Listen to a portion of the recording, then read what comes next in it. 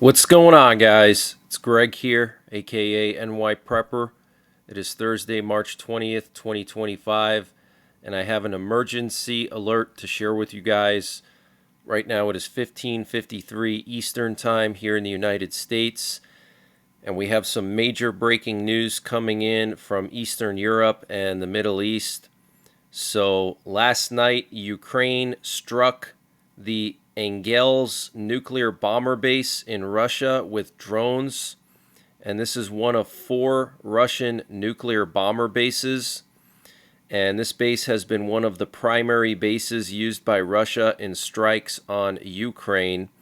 And the Ukrainians hit an ammunition depot and a fuel depot at the Engels air base. And here you can see footage of this massive mushroom cloud coming up from the horizon at the Engels nuclear bomber base in Russia. This is very, very serious, guys.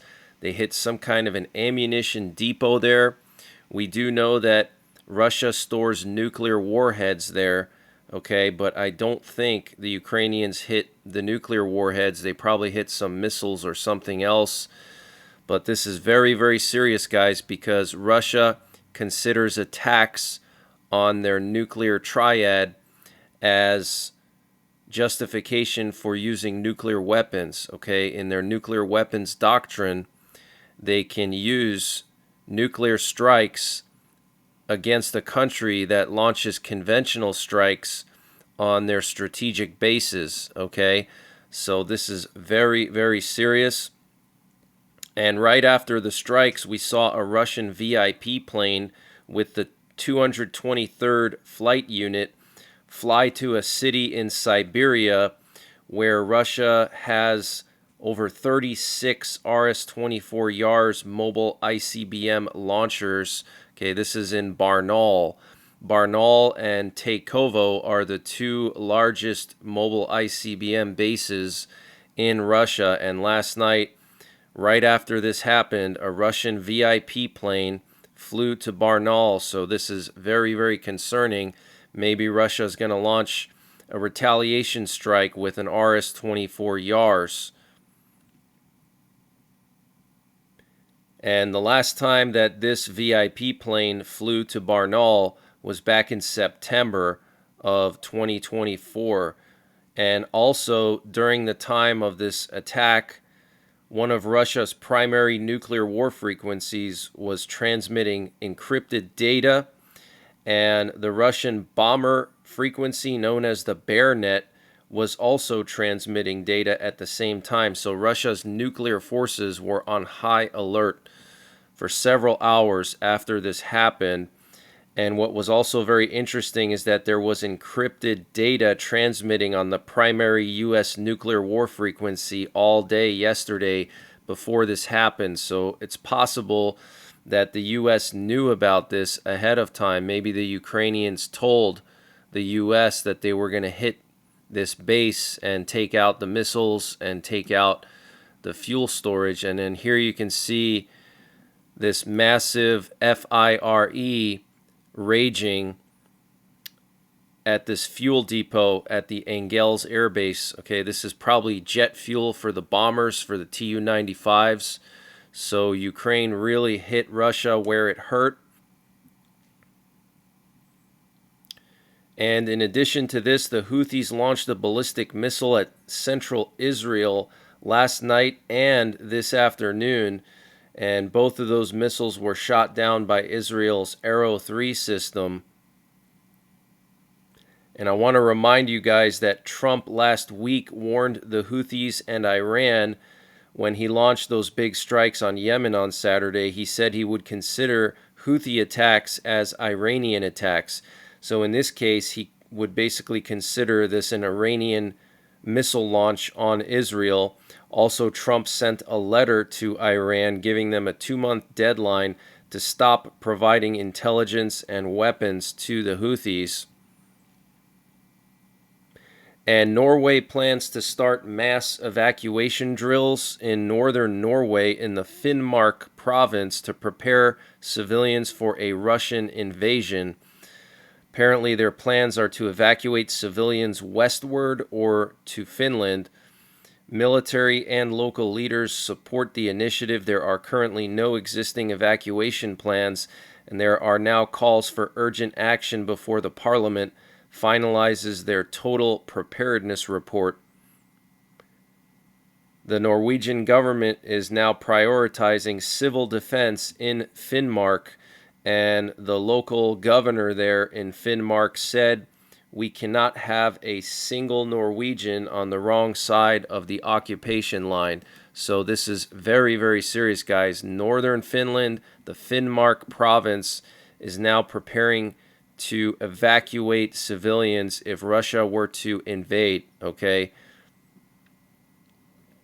And here we have an audio sample of this encrypted data that was transmitting on one of the Russian primary nuclear war frequencies. You can hear what sounds like an alarm tone, and then in addition to that, you can hear like a single tone, like a steady tone, a steady signal, and that was the encrypted data.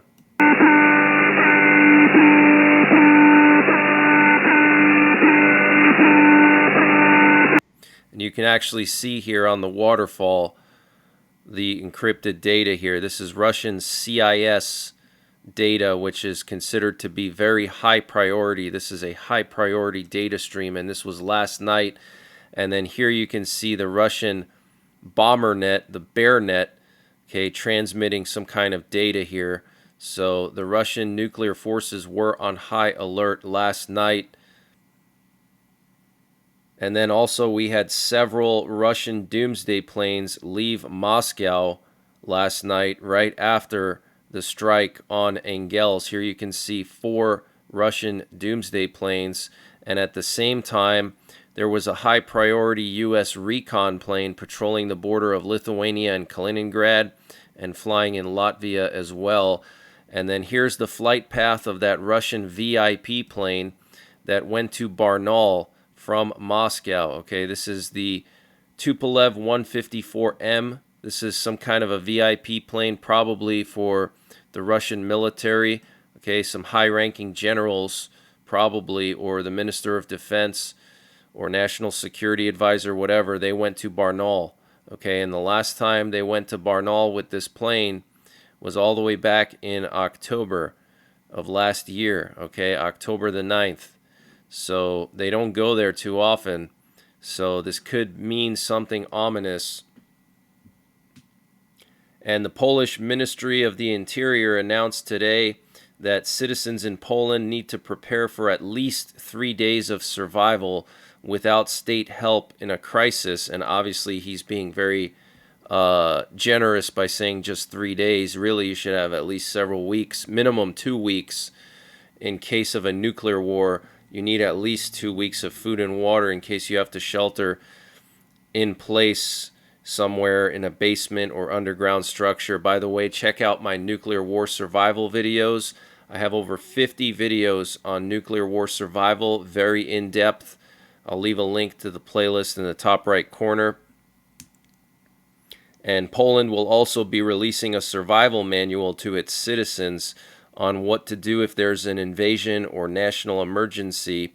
And this comes after Sweden, Latvia, and other countries in Eastern and Northern Europe have already released survival manuals for their citizens.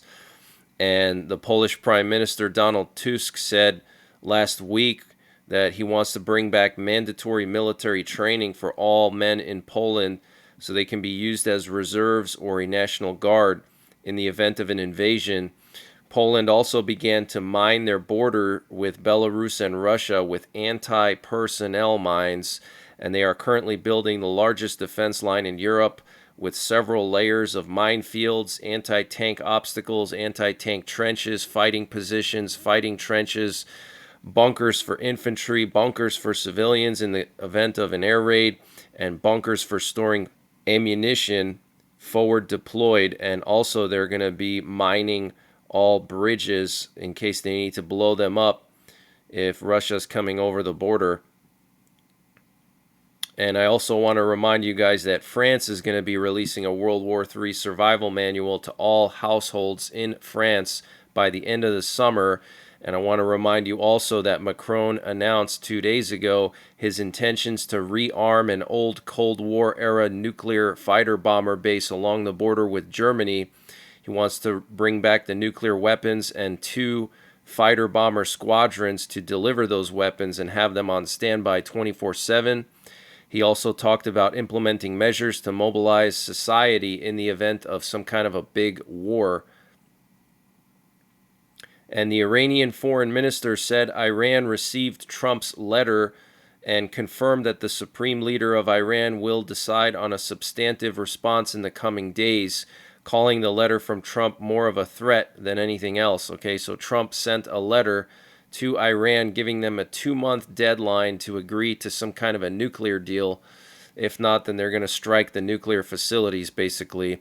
And we're hearing now that a senior Israeli delegation is expected to visit the White House next week for strategic consultations about Iran. So they're probably going to talk about striking the nuclear facilities if Iran does not want to enter into some kind of a deal.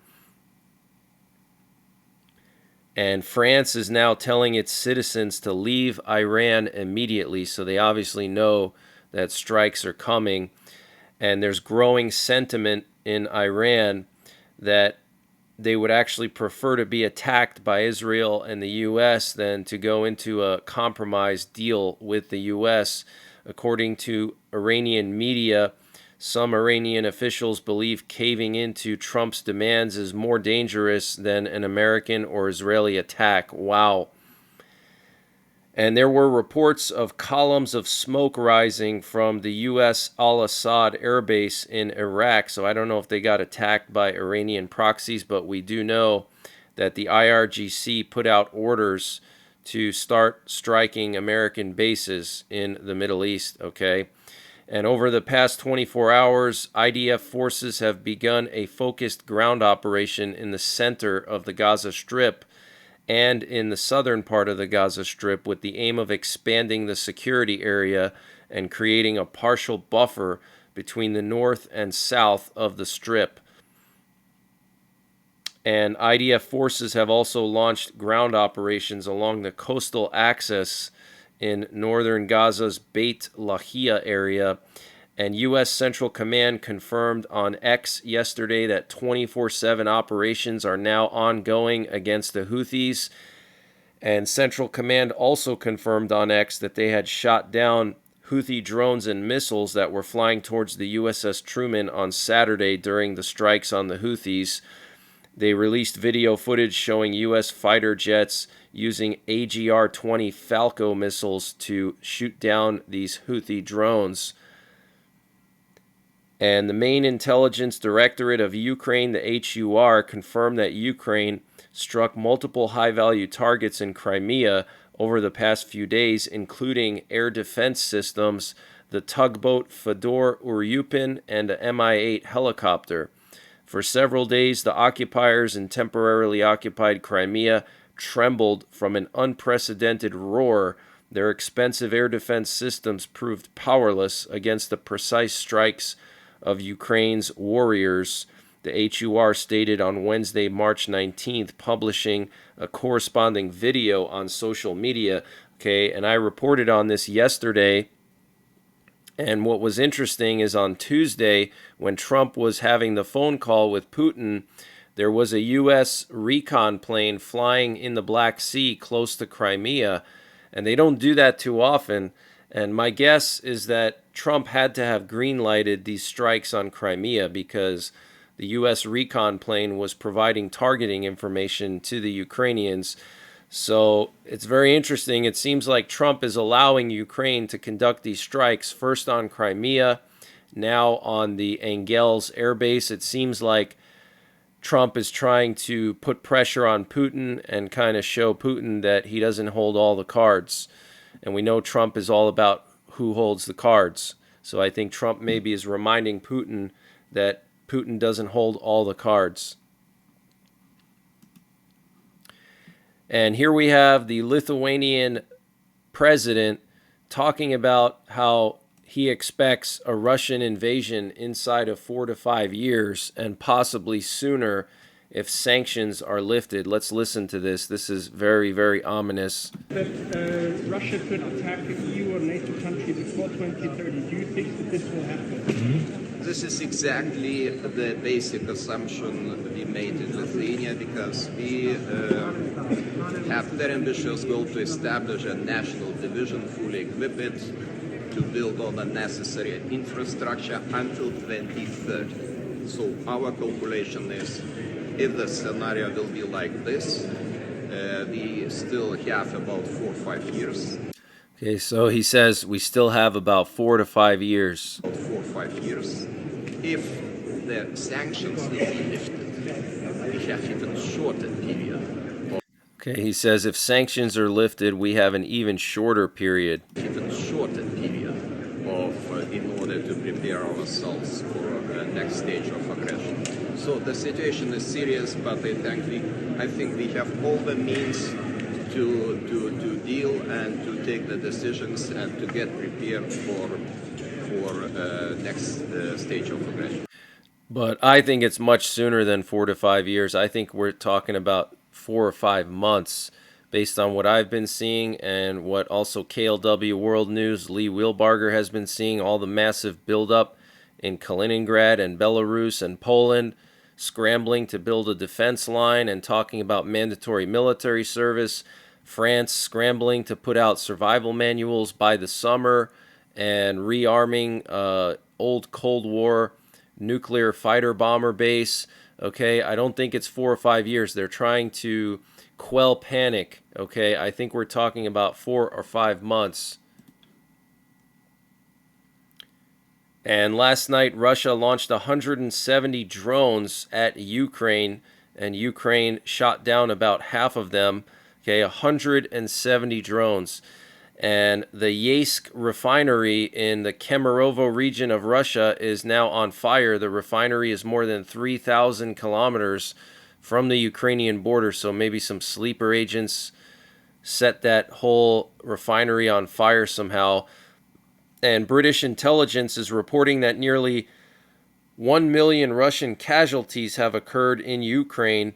According to the British intelligence service, total Russian military losses since the beginning of the war may have reached 900,000 killed or wounded. Okay, that is insane, guys. This is the largest number of casualties since World War II, okay, and since the Korean War, if we're talking about a global conflict. Okay, Korea was like 2 or 3 million, and then several million civilians, and then before that, World War II. So this is the most vicious war since Korea, okay, and World War II if we're talking about just Europe. And Zelensky commented about the ceasefire and his phone call with Trump yesterday. He said the partial ceasefire includes energy systems as well as other civilian infrastructure. This is what we discussed with Trump. On March 24th, a Ukrainian team will meet with the Americans in Saudi Arabia, and then there will be negotiations between the Americans and the Russians. All nuclear power plants belong to the Ukrainian people. If the Americans want to take it from the Russians and modernize it, this can be discussed, but there is no talk of transferring ownership at all. Okay, so apparently Trump suggested to Zelensky the idea that the U.S. would take ownership of like Zaporizhia and some of the nuclear power plants, and Zelensky said no, but we can talk about other things, other cooperation in that regard. And the German Defense Minister Boris Pistorius is planning a crisis meeting to discuss security concerns related to U.S.-made weapons systems, including the F-35 fighter jets. This comes after several NATO countries have canceled contracts to buy F-35s, including Canada, Portugal, and Denmark, out of fears that the U.S. will stop supporting the aircraft, the maintenance, and getting spare parts, etc., etc. We know that Germany has a lot of Patriot systems. They have several Patriot missile systems, okay, and that could be a big problem if the U.S. decided to stop supplying air defense missiles to Germany in the middle of a war with Russia. And the U.S. Department of Defense has officially denied the existence of a kill switch in F-35 jets, which would allow remote disabling of the aircraft. Despite this, skepticism persists among international partners, leading to discussions about reevaluating their commitments to the F-35 program due to concerns over U.S. reliability and strategic motivation, okay? So a lot of Europeans think that the U.S. has kill switches on the F-35s. And Poland and the UK are exploring joint defense spending initiatives to enhance military production and efficiency amid growing security concerns in Europe. Very interesting. I wonder if Poland may try to buy some British missiles or maybe some British subs or get some technology transfers. And Putin just signed a decree ordering all Ukrainians to either obtain Russian citizenship or leave the occupied territories by September 10th. If they don't leave within 90 days, they'll be forcibly deported.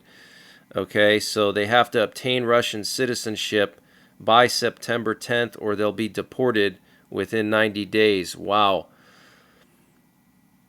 And the EU plans to transfer more than 2 million rounds of ammunition to Ukraine annually on a permanent basis. And Zelensky asked for new Patriot missile systems in his phone call with Trump. And we're also hearing unconfirmed reports that Putin wants Trump to formally recognize the occupied territories of Ukraine, which include Crimea, Donetsk, Luhansk. And we're hearing unconfirmed reports that Putin wants Trump to formally recognize the occupied territories of Ukraine, which include Crimea, Donetsk, Luhansk, Kherson, and Zaporizhia oblasts. This was reported by Kommersant, citing its sources. Wow. And Moscow is claiming that Ukraine violated the pact on not striking energy infrastructure. And despite Ukraine's provocations, Putin did not cancel the order to ceasefire on Ukraine's energy infrastructure, according to Dmitry Peskov. Peskov also said that Russia and the U.S. would agree on the exact dates of the next contacts and the composition of the negotiators on March 19th and March 20th, and that Putin and Trump did not discuss the deployment of peacekeeping forces in Ukraine. And Britain will continue to provide Ukraine weapons despite Putin's demand that Ukraine stop receiving military aid as prerequisites for any peace deal. And Britain confirmed today that they will not deploy peacekeeping troops in Ukraine without security guarantees from the U.S., according to the Armed Forces Minister Luke Pollard. And there was a standoff outside of the CIA headquarters yesterday. A gunman was shouting to police about Osama bin Laden. There was a massive tactical response right outside of the CIA headquarters. And what's interesting is this happened literally right after the JFK files were released. So I don't know if this was some kind of a psyop by the CIA or some guy just went nuts and was afraid of getting, busted or I don't know what. And Kosovo, Albania, and Croatia signed a trilateral defense agreement, essentially forming a military alliance. And Finland will help lead an international coalition to build bomb shelters in Ukraine. This was announced by Zelensky. And we had a massive amount of reconnaissance activity in Poland and the Baltics last night. Here you can see 4 aerial refuelers that were flying in northwestern Poland. Absolutely insane. And then there were several Polish recon planes along the border of Belarus. And then you have Jake 17, the high-priority RC-135, flying in Latvia and Lithuania. And then we had a Swedish reconnaissance plane patrolling eastern and northern Poland, another Swedish reconnaissance plane flying near the Gotland Island, And then there was a Russian Air Force plane flying to Kaliningrad, probably moving weapons or troops or both. And then here you can see in southern Taiwan, a P-3 Orion sub-hunter was flying off the coast of Taiwan. And for some reason, the Norfolk Naval Station in Virginia lost power. Very, very strange. Probably some kind of a sleeper cell attack. And if you're not aware, Norfolk Naval Base is the largest aircraft carrier base in the whole country, okay? And then here we have video footage coming from CIA headquarters showing the SWAT team here responding to this disturbed person with a handgun outside of CIA headquarters, okay? But that's the latest breaking news that I have. Check me out on Patreon, $3 a month to get priority access to these updates, ad-free. Also follow me on Telegram, X, and Rumble. I post most of my updates over there. Also download my free app from the Google Play Store. I send out notifications through there if there's breaking news, and I also post my updates to there. And I might be back later on tonight. I wanted to just give a big shout out to my moderators, Homesteading DIY, Manny Cruz, Ross Niderman, Rodney Middleton, Mozzie Ozzy, all you guys. Really appreciate the mod team. You guys are awesome. Thank you very, very much. I wouldn't be able to hold the live streams without you guys, so thank you. And until the next time, take care, God bless, and don't forget the 3 Ps. Prepare, practice, and persevere. And this update was sponsored by EMP Shield. Guys, EMP Shield has created a special discount just for you, the listeners of the NYPrepper channel. If you go to empshield.com and use the promo code NYPrepper, you can get 15% off your entire order. And why do you need an EMP Shield? Well, this is a special device to protect your vehicle, your RV, your solar generators, your radios from an electromagnetic pulse, which could be caused by a solar flare or potentially a rogue country like North Korea detonating an electromagnetic pulse weapon over the United States that's mounted onto a satellite. So protect your vehicles, protect your RV, protect your radios, protect your generators with an EMP Shield. Use my promo code NYPrepper to get 15% off. Installation is super simple. This is a veteran-owned business, 100% American-made, and the EMP Shields have been tested by the military, okay? And free shipping is included to the entire continental United States. And the link and the promo code are in the description below this video.